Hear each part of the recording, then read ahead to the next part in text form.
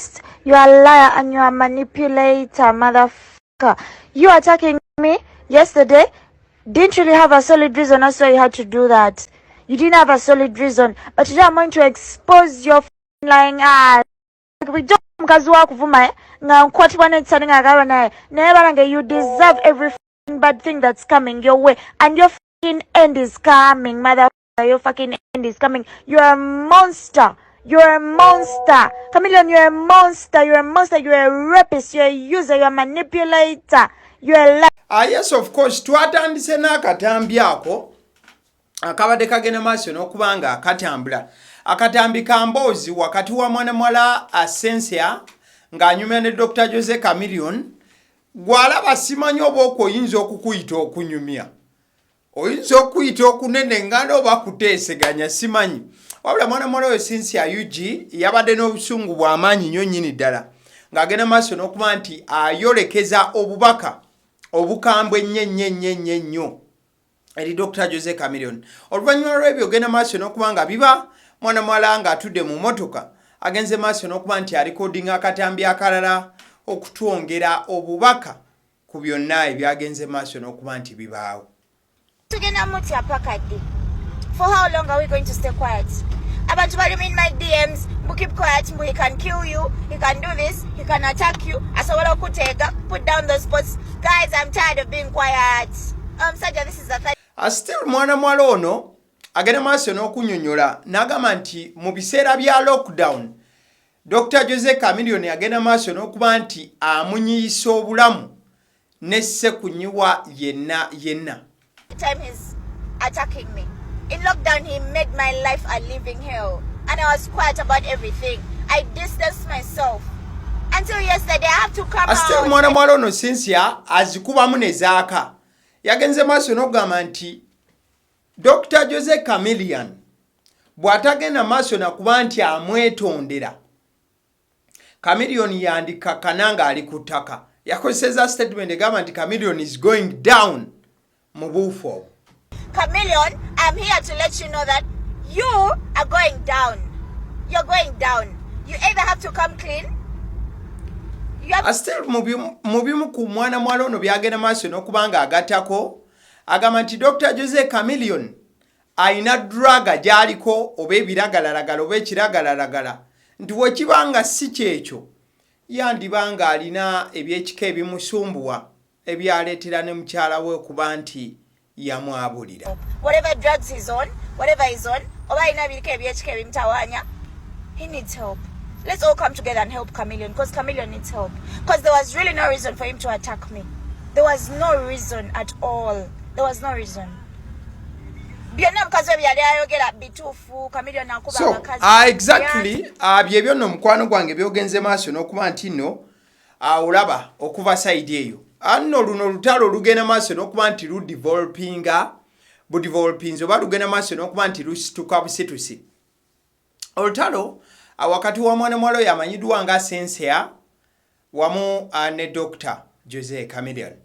Newankubadde nti side eri eya Dr. Jose Chameleon tetunagenda maaso nakuba nti no tubaako kyetufuna okuva side ye, wabula wano mwana mwala ye agenda maaso n'okuba nti no yeekaaliisa oba nti yagenze maaso okuba nti obusungu abusitulira ddala. In fact nga tuvudde awo twasose kuba nga tulaba posti emu eyagenze maaso n'okuba nti ekolebwa mwana mwala ono mwagenda maaso n'okuba nti avunaanira Dr. Jose Chameleon n'okuba nti amulumiriza okuba nti yabadde ayagala agenda maaso okuba nti amugagambula bumuli oba okuba nti amutuusaako ogw'obulisamanyi mu mbeera eyo.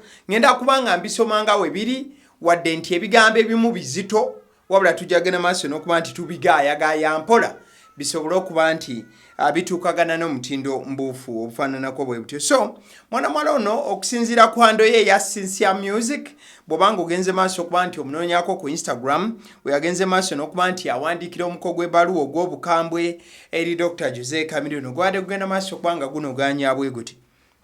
Chameleon is a rapist.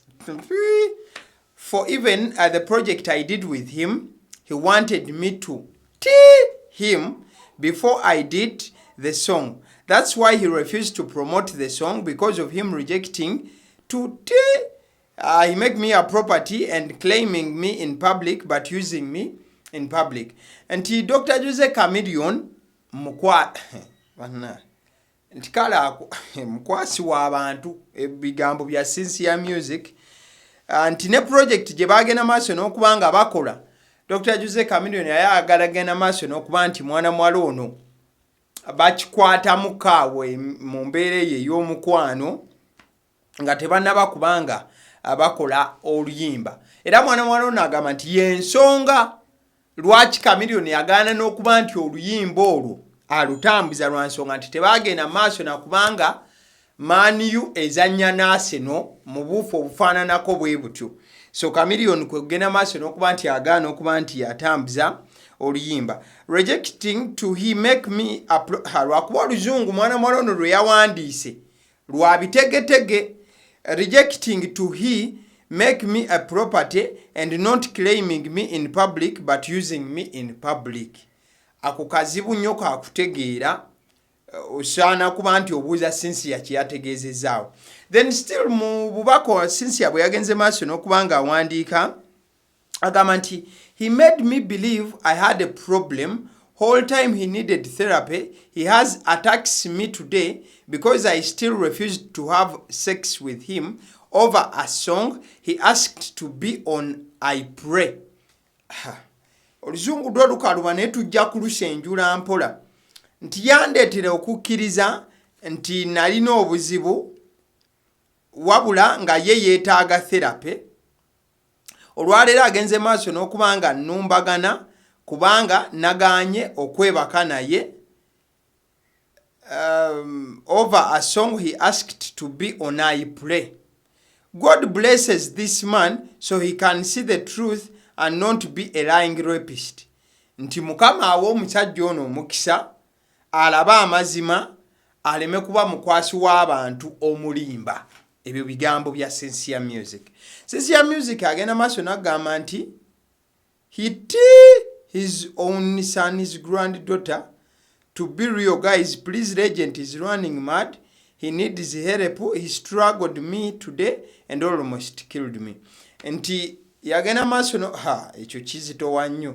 Wabula n'agamba nti nno amazima gali nti Regent yeetaaga obuyambi agenda kufuuka mulalu nti olunaku lwaleero anyizenyize katono agende maaso n'okubanga anzita. Please let's help Chameleon. He is on heavy cocaine. He's running mad. I can't have him around anymore. Nti mugende maaso n'okubanga muyamba Chameleon ali ku biragalalagala eby'amaanyi nnyini ddala era nze sikyasobola kubeera naye wantu wonna. So obubaka buno mwana mwala yabugenze maaso n'okubanga abuwandiika wabula obutunamu bwonna yabadde agenda maaso n'okubanga akonjera Dr. Jose Chameleon mu buufu obwo n'okuba nti amusiiga ettoomi obanga abaako ye byayogera mwamulumiriza okuba nti yagenze maaso n'okubanga amukwata n'amunyiganyiga n'amukubaakuba nti katono amutte. Mwana mwala oyo Sincere byonna agenda maaso n'okuba nti abyogera ku Dr. Jose Chameleon mu buufu obufaananako bwe butyo era mwagenda maaso n'okugambira nti Chameleon yeetaaga buyambi. Wabula message mwana mwala ze yawandiise oluzungu lwabadde si luyonjo oba autotyping nti obwedda anyiga essimu ne yeenyiga kwe kuwandika ebintu ebyo ebitali na kiriya oba lwakuba nti yawandiise ng'obusungu alina bungi nnyo mwana muwala ono. Byonna bizibu byakumanya mu buufu obufaananako bwe butyo. So Dr. Jose Chameleon is yet to make a reply in that regard. Tetunaba kubanga tulaba Dr. Jose Chameleon ng'avaayo kubaako nekyagenda maaso kubanga ayogera ku mwana muwala ono yeeyita Sincere ageze maaso kubanga avaayo agamba Dr. Jose Chameleon yagezezaako okuba nti amunyigiriza nayagala okubaako ensonga ebintu nga bifaanana. Njagala okujjukizaako gwe atamanyi omwaka ndowooza gwali gwa 2021 omwezi gwali gwa Maayi ennaku z'omwezi ali 13 mwana muwala ono Sincere ne Dr. Jose Chameleon bagenda maaso n'okubanga bata vidiyo y'oluyimba emanyiddwa nga Muliro. So ababiri bano balina oluyimba bakola kolabo oluyimba lumanyiddwa nga Muliro. Bw'oba lunoonyezaako ne ku mikutu egy'enjawulo ku YouTube lwakalabu abantu 613 lulina 63k views ku YouTube lwe luyimba olwo nno lwe bagenda maaso n'okuba nti bakola. So mwana mwala ono agenda maaso n'okugamba nti oluyimba olwo Chameleon yalutuulira teyalukkiriza kubanga lutambula olw'ensonga nti tebagenda maaso nakuba nti nno maani esamba naseno byonna bigambo bya mwana mwala ono Cynthia ebitamanyiddwa butuufu bwabyo buli butya. So tujja kubanga tulindirira okulaba omukulu Dr. Jose Chameleon ya Ireland bwana bagenze maaso n'okuba nti avaayo bwana agenda maaso okuba nti abaako information gyagenda maaso n'okuba nti atuwa n'okuba nti no allegations zino oba ebigenda maaso n'okuba nti no bimukonjerwa abaako nekyagenda maaso okuba nga abyogerako mu buufu obufaananako bwe butyo. Wabula nga ye mwana mwala Cynthia Music kyenyinza okugamba tanagenda maaso nakubanga awummuza akyalemezaamu era Kamiiri akyamulumba ne Ssekulumba yena. Abasiddi omusunsuzi erinnya lyange agaliwo gwe mukutu kwoli. Thank you so much. Genda maaso n'okuba nti olikinga video eno bw'obanga tusubscribinganga. Genda maaso n'okuba nga osubscribinga. Thank you so much. Webale nnyo nnyini ddala.